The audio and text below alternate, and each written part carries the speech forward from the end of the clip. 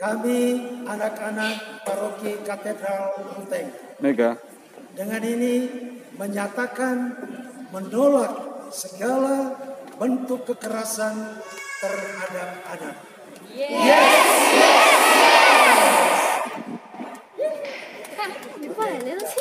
Bapak Ibu, saudara-saudari, para suster, anak-anak yang saya kasihi, dalam nama Tuhan kita Yesus Kristus,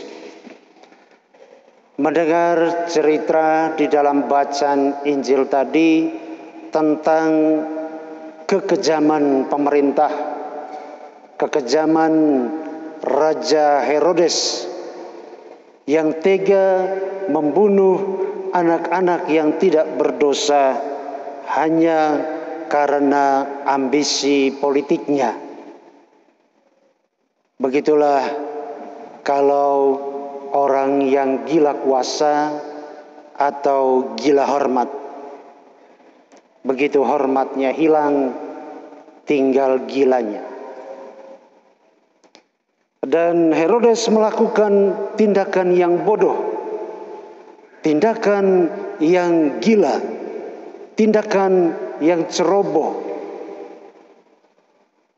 tidak mencerminkan seorang pemimpin yang brilian atau yang pintar tanpa melakukan penelitian yang sungguh-sungguh, memerintahkan untuk membunuh semua anak yang berumur di bawah 2 tahun.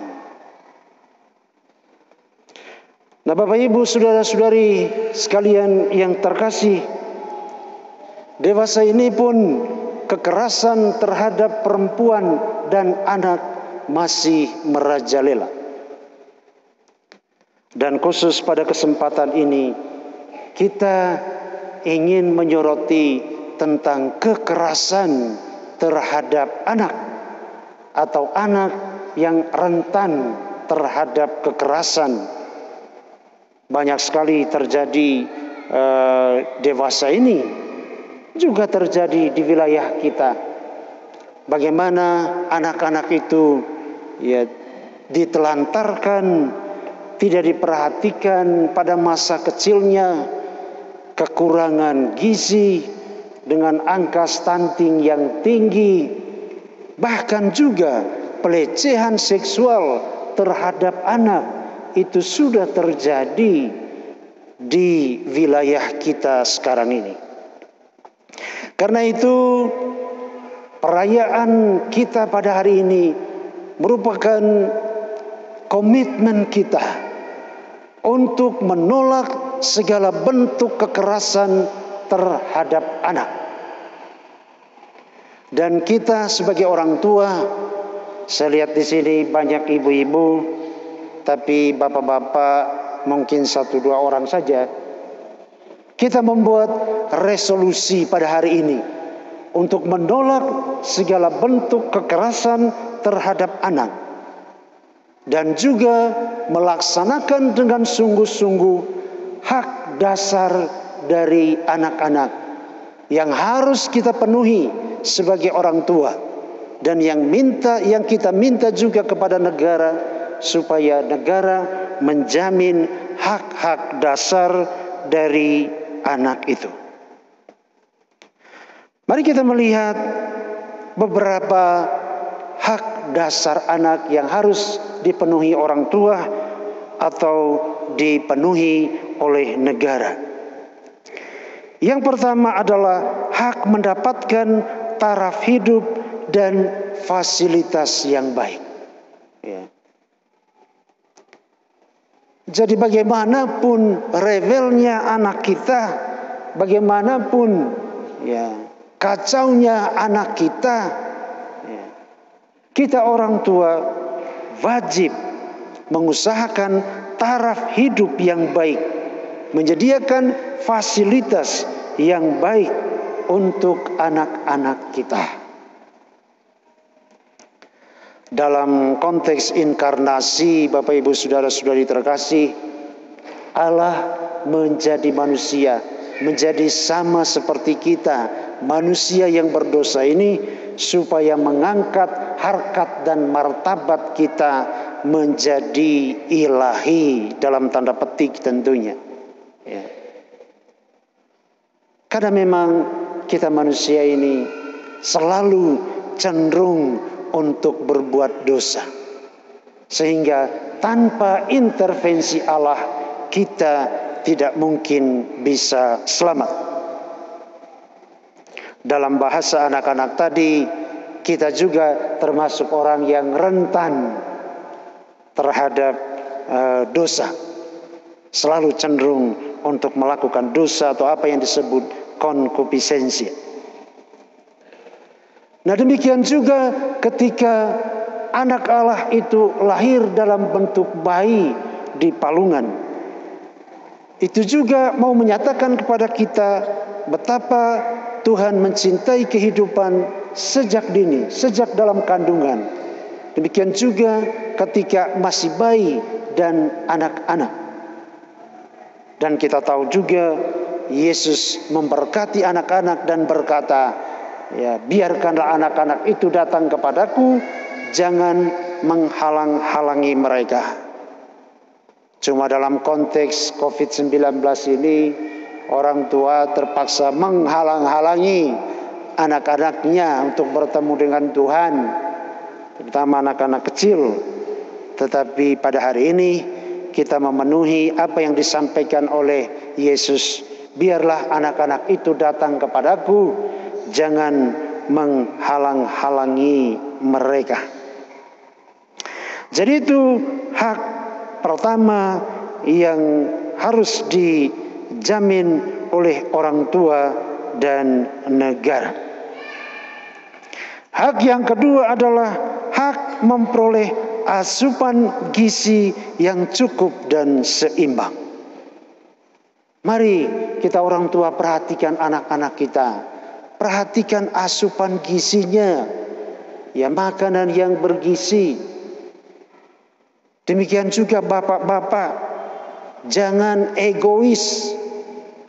Bapak-bapak misalnya sehari menghabiskan sebungkus rokok atau bahkan 2 bungkus rokok. Ya, 2 bungkus rokok itu sudah 40.000. 40.000 itu sudah bisa membeli ya susu buat anak, mencukupi untuk mungkin lebih dari 1 minggu. Ya. Lalu uang 40.000 itu bisa dipakai untuk membeli 1 kilogram lebih telur, membeli sampai 2 kilogram ikan. Ya. Asupan gizi terhadap anak. Tetapi karena suami orang tua begitu egois, mereka lebih mementingkan dirinya sendiri. Apa sih unsur vitaminnya dari rokok itu sampai membuang sekian banyak? Saya tahu memang ada yang tidak merokok, tapi Anda juga diminta untuk memperhatikan asupan gizi bagi anak-anakmu. Lalu yang ketiga adalah hak untuk memperoleh pendidikan. Ya. Sejak dini. Jangan membiarkan anak Anda itu bermain dengan HP misalnya. Hanya supaya tidak mengganggu orang tua. Lalu kemudian orang tua melalaikan kewajibannya untuk menemani anak, untuk berbicara kepada anak. Ya. Akhirnya anak itu perkembangannya terhambat, lama baru bisa bicara, bisa mengerti karena berhadapan dengan HP terus. Ya. Orang tua tidak melatihnya, berbicara dengan dia atau mendidik dia, mengajak dia untuk bermain dan sebagainya. Itu menjadi refleksi bagi kita ketika kita merayakan pesta kanak-kanak suci martir hari ini. Lalu yang keempat adalah hak mendapatkan perlindungan dari kekerasan dan diskriminasi. Itu juga harus kita penuhi bersama, ya, supaya anak itu dilindungi dari kekerasan. Kekerasan itu macam-macam. Ada kekerasan verbal dengan kata-kata kita yang keras, dengan kata-kata makian. Ya. Ada juga kekerasan fisik. Kita mencubit, kita memukul anak-anak kita. Belum lagi ada kekerasan seksual yang terjadi, baik di dalam keluarga maupun di sekolah. Kadang-kadang mungkin di sini tidak ya, tapi ada 1-2 kasus ya, banyak kali para guru di sekolah dasar melakukan kekerasan verbal. Mereka tidak memukul, ada juga yang 1-2 kasus memukul, ada yang tidak memukul tetapi dengan kata-kata keras, bahkan kata-kata makian, dan itu mempengaruhi perkembangan psikologis anak ya. Jadi memperlakukan anak juga sama, entah itu di sekolah, jangan ada anak manis dan sebagainya ya, tidak ada itu di dalam keluarga. Begitu juga di sekolah, semua anak harus diperhatikan, dicintai, dilayani dengan cara yang sama. Dan yang berikut, hak untuk hidup sehat ya. Anak-anak punya hak untuk hidup sehat. Mulai dari soal asupan gizi tadi, sampai juga ketika dia mengalami sakit ya dibawa ke dokter ya. Jangan dibiarkan begitu saja sampai dia ya bisa jadi meninggal atau juga hidup, tetapi hidup dengan keadaan yang tidak sehat. Bapak Ibu, saudara-saudari yang terkasih, itulah yang kita bisa renungkan, yang kita bisa petik maknanya dari pesta yang kita rayakan hari ini. Jadikan gereja kita sebagai gereja ramah anak.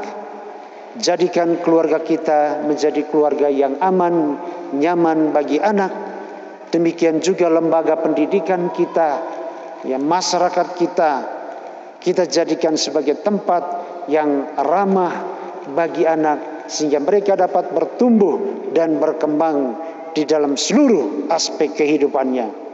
Bukan saja aspek fisik, tapi juga aspek kejiwaan, psikologis, dan juga tentunya aspek rohani itu sendiri.